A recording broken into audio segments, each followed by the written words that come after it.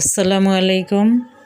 সবাই কেমন আছেন? আশা রাখি সবাই ভালো আছেন। আলহামদুলিল্লাহ, আমরাও ভালো আছি। আমি প্রতিদিন আপনাদেরকে একটা করে ফল দেখাই। এটা দেখানোর অর্থ হচ্ছে আমরা যেন প্রতিদিন সবাই চেষ্টা করি কিছু না কিছু ভিটামিন সি ফল খেতে। বিশেষ করে এই শীতের দিনগুলোতে ভিটামিন সি খেলে শরীরে ত্বকের আর্দ্রতা বজায় থাকে এবং ঠান্ডা, সর্দি, কাশি রোগ থেকে অনেকটাই নিস্তার পাওয়া যায়। তারপরেও এক একজনের শরীরের স্ট্যামিনা এক এক রকম। যাদের শরীরে রোগ প্রতিরোধ ক্ষমতা কম, তাদের ক্ষেত্রে ধুলাবালি বা বেশি ঠান্ডায় অ্যালার্জিটা বেড়ে যায়, সেক্ষেত্রে তাদের সর্দি কাশি হতেই পারে। সেজন্য আমাদের সবারই সতর্ক থাকা দরকার এই শীত, বিশেষ করে শীত মৌসুমে। যাদের এই ধরনের অ্যালার্জিজনিত ঠান্ডাজনিত সমস্যায় বিভিন্ন ঠান্ডা কাশি হয়, তাদের দিকে বিশেষ সতর্ক থাকতে হবে। বিশেষ করে বৃদ্ধ এবং শিশুদের ক্ষেত্রে আমাদের খুবই যত্নবান হতে হবে। যাই হোক, সবাই ভালো থাকুক, সবাই সুস্থ থাকুক, সেই কামনা করি। দুপুরে আমরা এই প্লেটারটা খেয়েছি, পোলাও, রোস্ট আর ডিম। খুবই হালকা খাবার।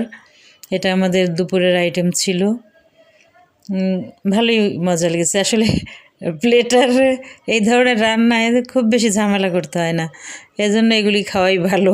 আর যারা বেশি স্বাস্থ্য সচেতন, তাদের জন্য শাকসবজি, গুঁড়ো মাছের তরকারি এগুলোই খেতে হবে। জাস্ট মজা করলাম। মাঝে মাঝে এগুলোও খেতে হবে, আর বেশিরভাগ দিন তো শাকসবজিই খেতে হবে, তাই না? আসলে জীবন মানুষকে অনেক কিছু শিক্ষা দেয়। জীবন থেকে অনেক শেখার আছে।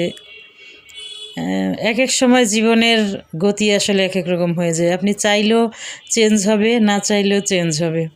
আজ থেকে 10 বছর আগে যেমন একটা নাপাও খেতে হতো না, এখন 8-10টা ট্যাবলেট এটা প্রতিদিনের রুটিন হয়ে গেছে।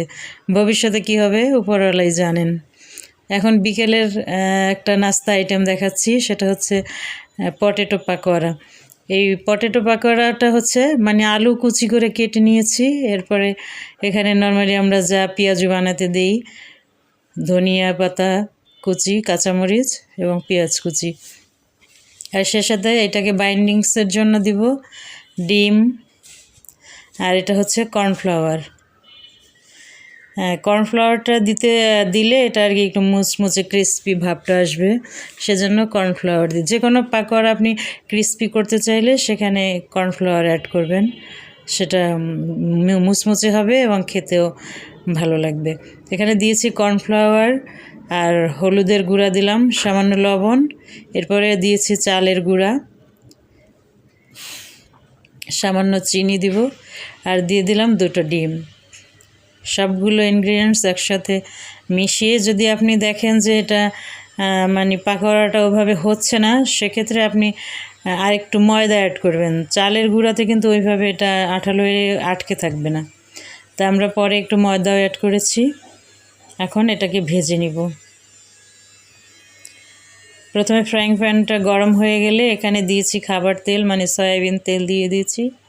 আর আপনি যদি বড়লোক হন, তাহলে আপনি অবশ্যই অলিভ অয়েল দিয়ে ফ্রাই করে নেবেন। যেহেতু আমি গরিব মানুষ, তাই সয়াবিন তেল দিয়ে নিচ্ছি। তো সয়াবিন তেলে ভেজে নিচ্ছি। মুচমুচে করে ভাজতে হবে, লাল লাল করে সময় নিয়ে। মুচমুচে করতে গিয়ে আমার একটা পাকোড়া মনে হয় একটু পুড়েও গিয়েছিল। যাই হোক, সেটাও হয়তো আপনারা দেখতে পারবেন একটু পরেই। তবে পাকোড়াটা ভীষণ মজা হয়েছিল, খুব সুস্বাদু। এই শীতের দিনে এই ধরনের পাকোড়া খেতে আসলে খুবই ভালো লাগে বিকালে স্ন্যাক্স হিসেবে।